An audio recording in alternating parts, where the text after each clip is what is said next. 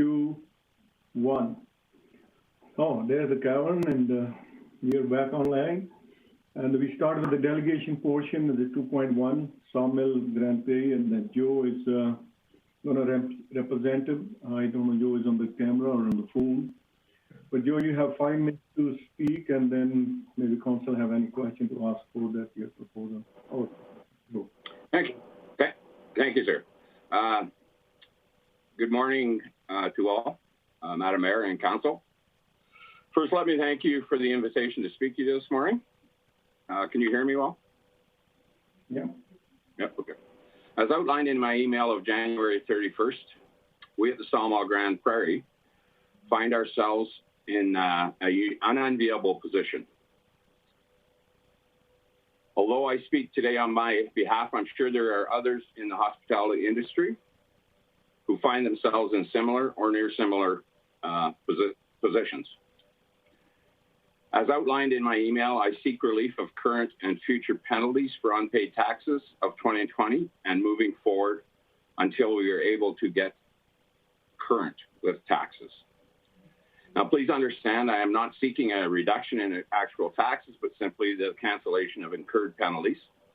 We have not been in default of tax payments in the past, nor do we expect to be in the future. We all find ourselves in a unique position today and have all been affected by COVID-19 in some form or another.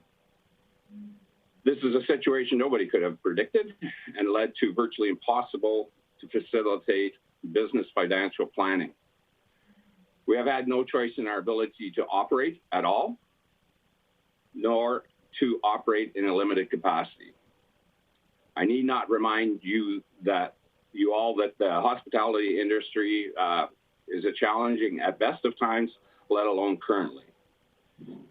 Now, we have received assistance both federally and provincially to assist with this situation, for which we were very grateful. I personally feel it is not a bridge too far to request our municipal government to help us out to this degree. Again, we are not asking to dispense with our current taxes, but the penalties, and seek to work with both parties to figure out a payment plan moving forward so that we can get current. I thank you for your time and attention to this matter and look forward to questions if you might have any. Thank you very much, Joe, and updating your concerns. And any question to Joe from the council? I don't see any hand. Calvin, go ahead. Yeah, I was just wondering if we could get administration's bite in on this and see if we're allowed to do anything like that according to the Alberta Municipal Act. Shane or Erling? I can answer that, Councillor Minhas. Oh, okay, Scott, go ahead. Council does have the option. It's Section 347 of the MGA. You probably heard me mention this before when we dealt with, I believe it was the Trader Ridge delegation. We talked about deferrals and penalty cancellation at that time. So this would be a similar situation. Section 347 gives council the flexibility to cancel, defer, or refund a part of a tax. But the key part to that legislation is that it has to be done equitably. And equity in this situation would be probably to all property owners as well. Thank you, Scott. Wade? Thanks, Chairman House. So on that note, I guess, Mr. Smith, what would it look like if the city were to reduce the penalty amount? And I appreciate it would be for everybody, but I was worried about this last year, and I think we're going to continue to see these files come forward. Just to remind everybody on council, we charge 6% every 3 months for penalties. So we're charging people that are outstanding, that are struggling today. We're going to charge them 24% interest per year and ask them to somehow get out of this mountain of debt. So I know for me, if there's a way that we can lower that, and I appreciate that might have a hit on our community economically, I'd be in full support of that. I just think this is the wrong time to be charging 24% interest, and I'm just wondering through the MGA if we were allowed to do that.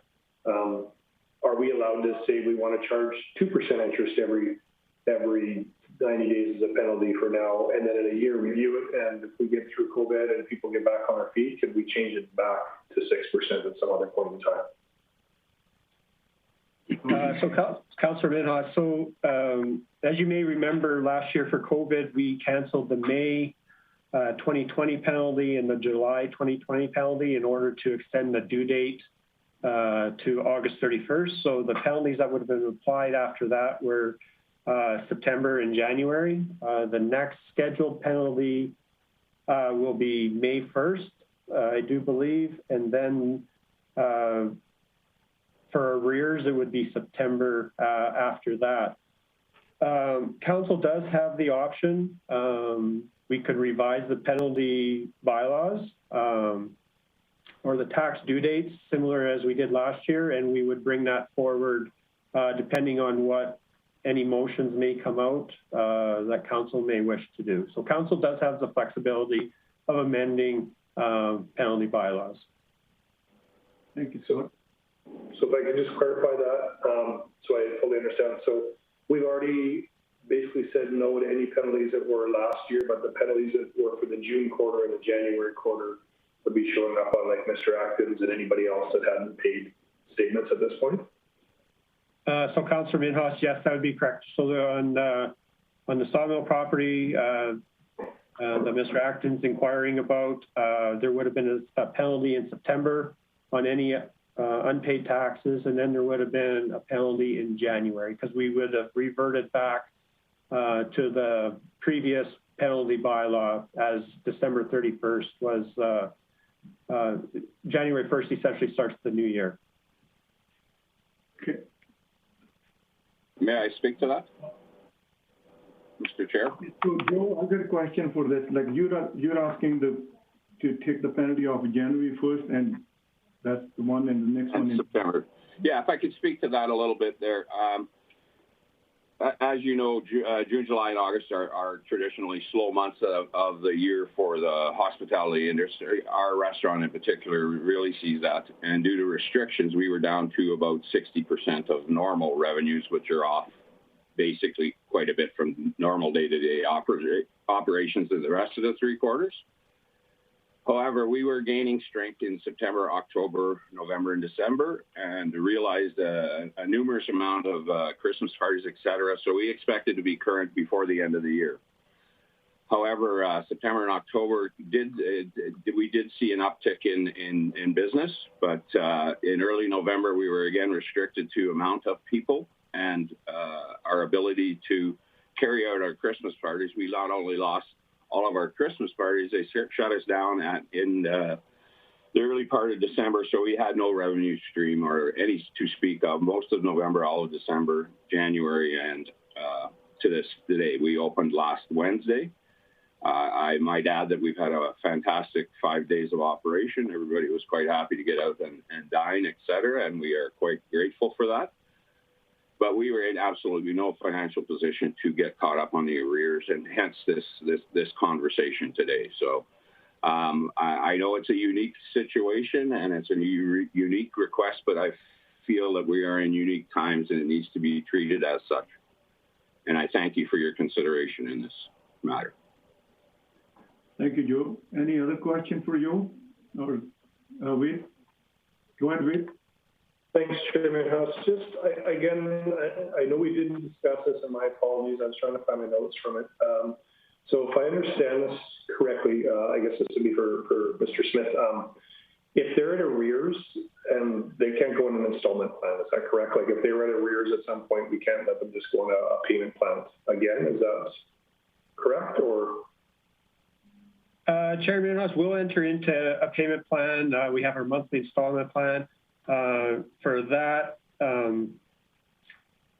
taxes have to be current. So we have in the past entered into payment plans with property owners. We can go up to probably about 3 years where we would include payments that would include future penalties and future tax levies. Okay, so if I'm understanding, thank you for that. So if I'm understanding that, so if we did, if Mr. Axon or other members of the business community wanted to do that, their payment would be based on a 6% per quarter penalty would be baked into that payment plan? That would be correct. Okay, thank you. Yeah, thanks, Wade. Scott, I got a question related to Wade asked you, and city don't put penalty over penalty. Like 3 months penalty, they get 6%, then on that 6%, the penalty next 3 months if they don't pay. Is that just a regular tax owing, or a penalty, put it in, then add it in, and 6% more on top?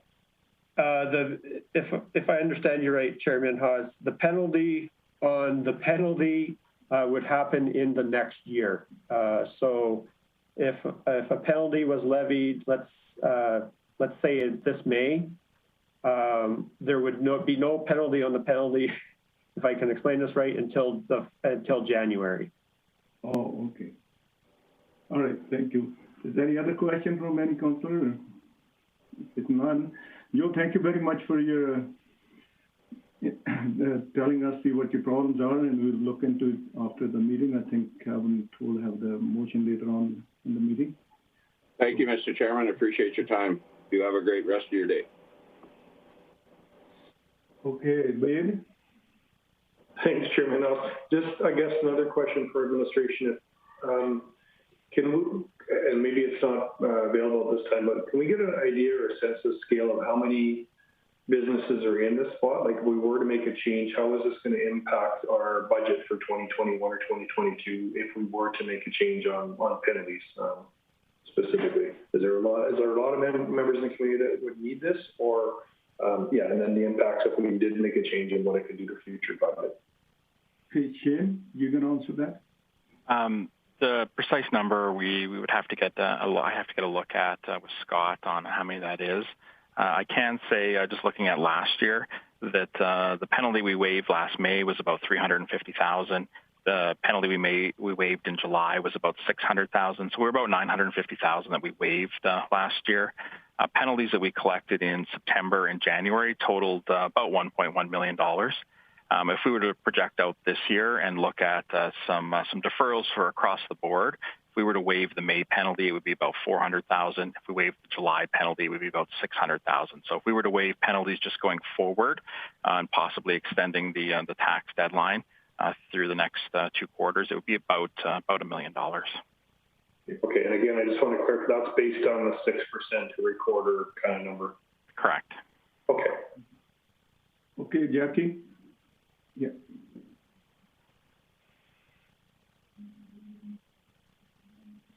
Sorry, my question was answered. Thanks, Chairman Huss. Thank you. Dylan? Great, thank you. A question for Scott.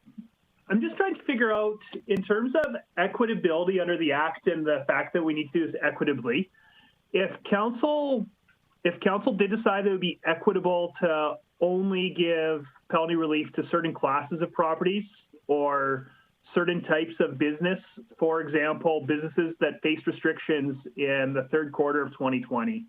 Are you aware of any case law or any decisions that might be relevant to deciding what's equitable?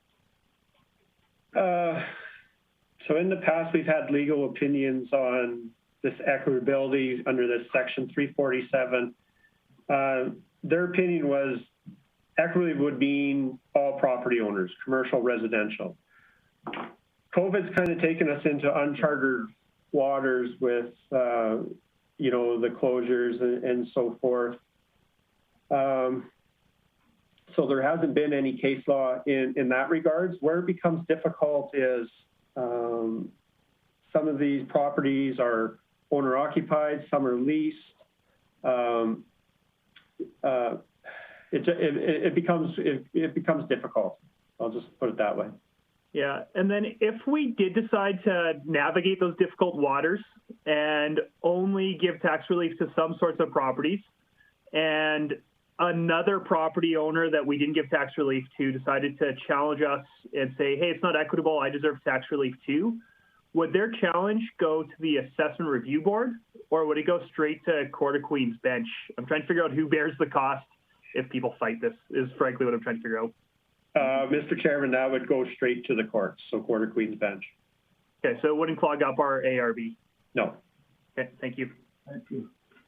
Junice, you're next. Thank you. This question I think is probably for Mr. Bork. The penalties that we bring in as a result of arrears, is that factored into our budget? And if so, how is it factored into our budget? So I'll start with that first. Thank you, Chairman Haas. Yes, we do budget penalties. It's fairly stable throughout the number of years. So any relief on that front would have a direct impact on forecasted budgets.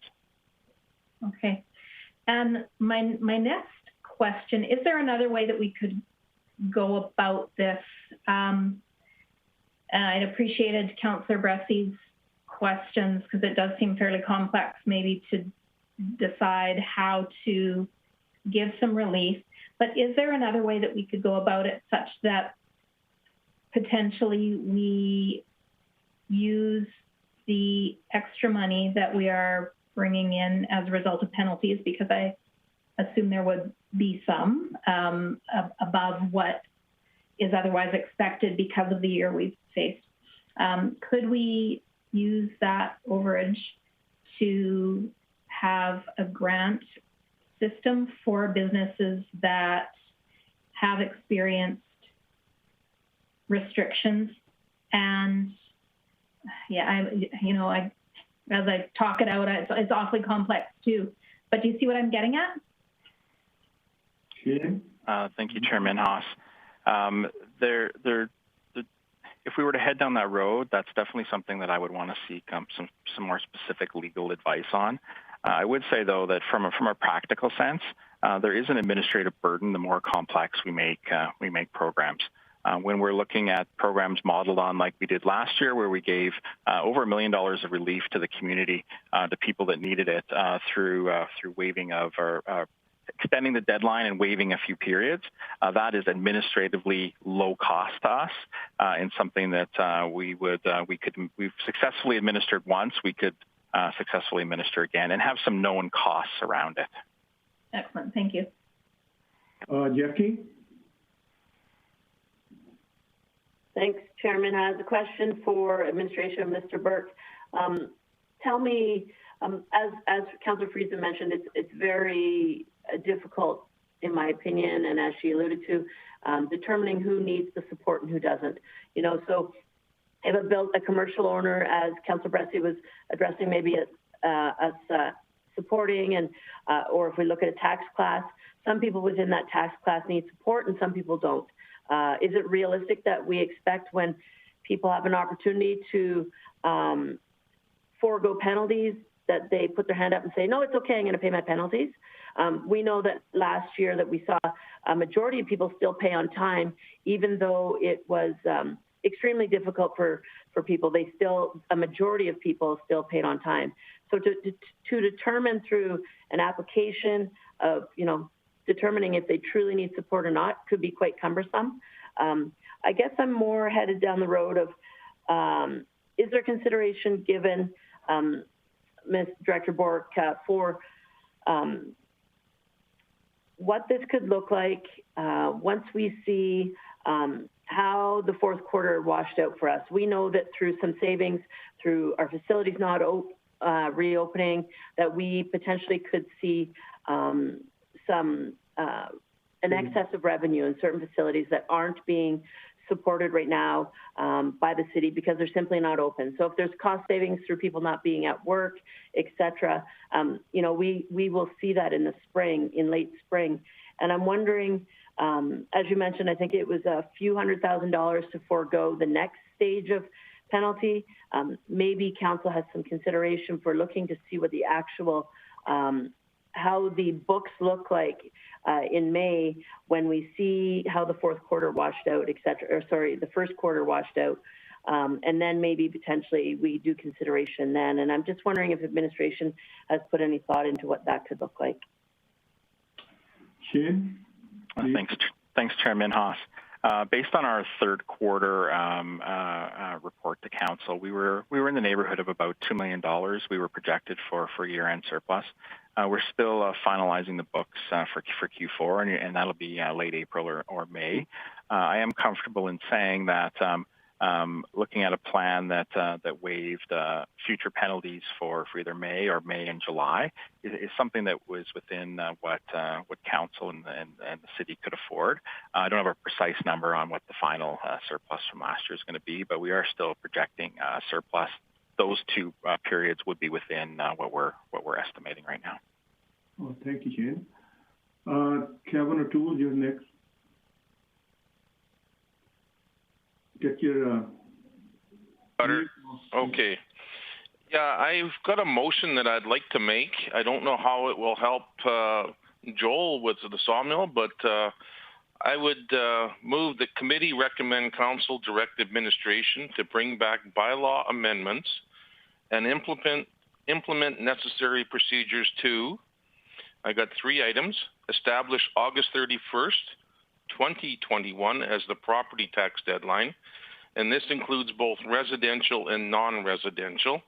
And then the next item, eliminate the July penalty deadlines, and then also waive the TIPPS, which is the tax installment payment plan, and NSF charges until August 31st, 2021.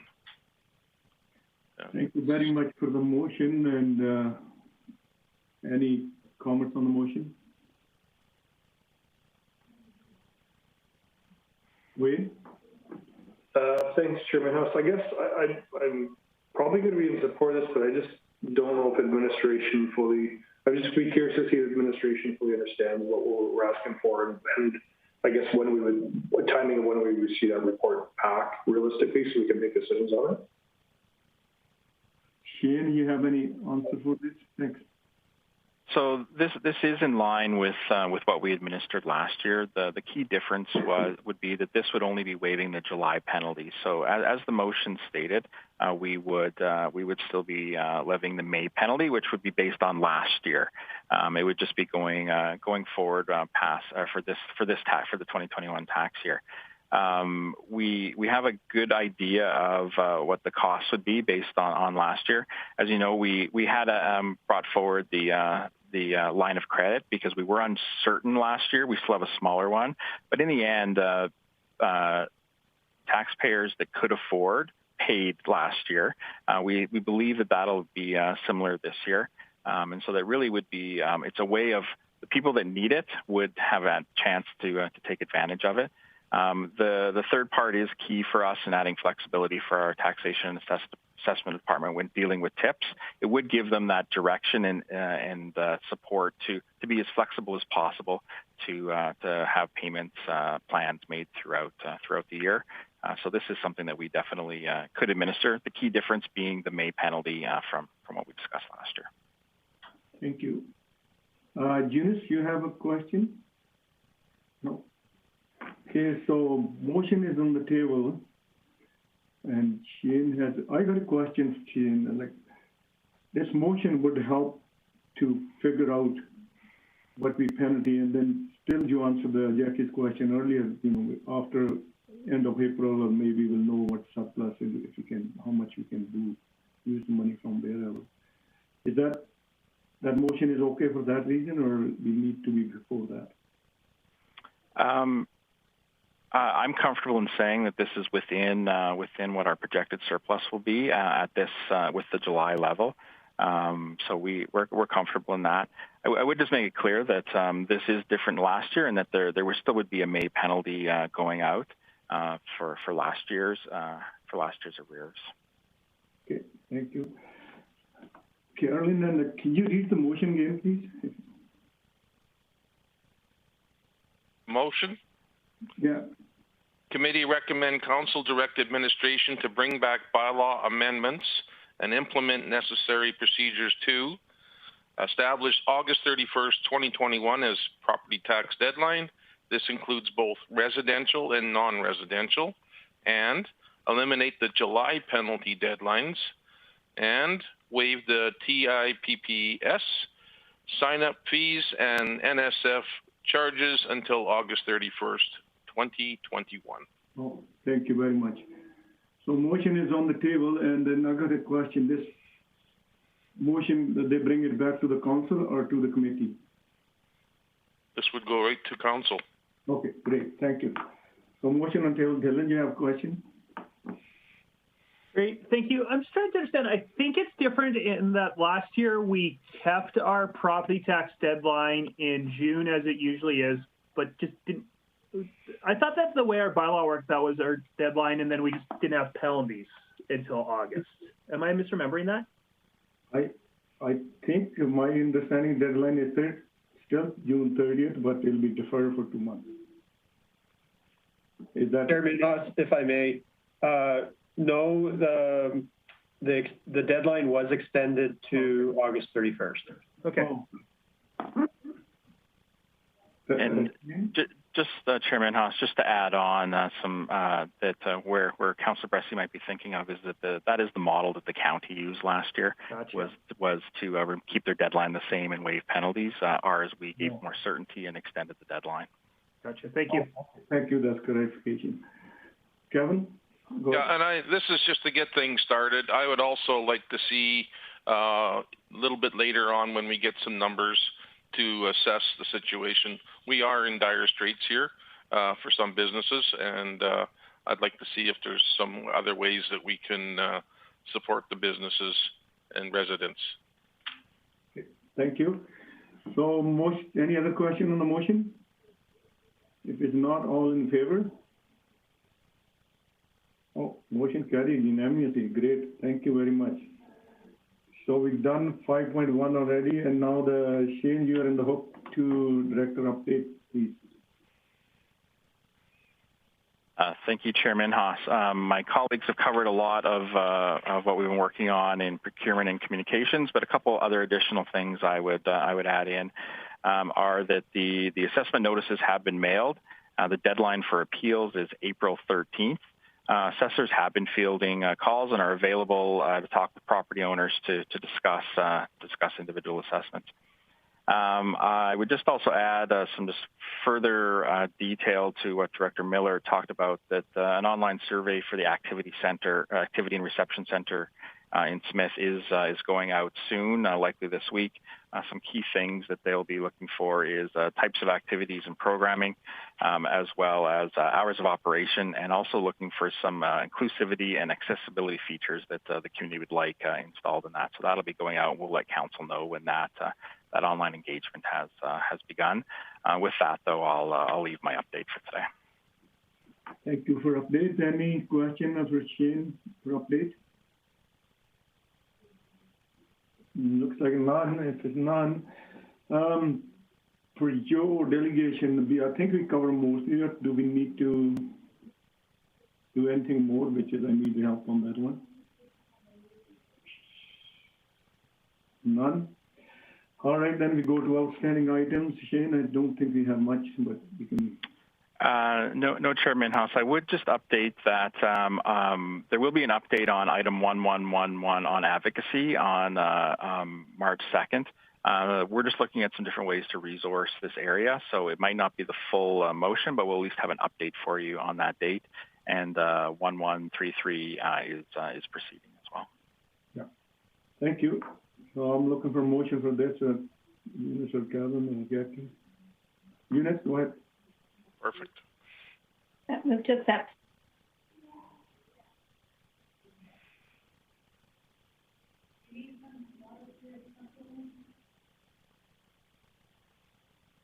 Thanks, Eunice. Eunice? Did you hear me, Councillor Minhas? Oh, I said move to accept. I didn't hear it. Now sorry. Sorry, yeah. Okay. Yeah, to accept the outstanding items list. Our motion on table, all in favor? Motion carried unanimously. With that, I think we adjourn the meeting, and thank you very much for everybody to be patient today and waiting for the late lunch. So have a good day. Have a good day, everyone. Take care. It's, Bye.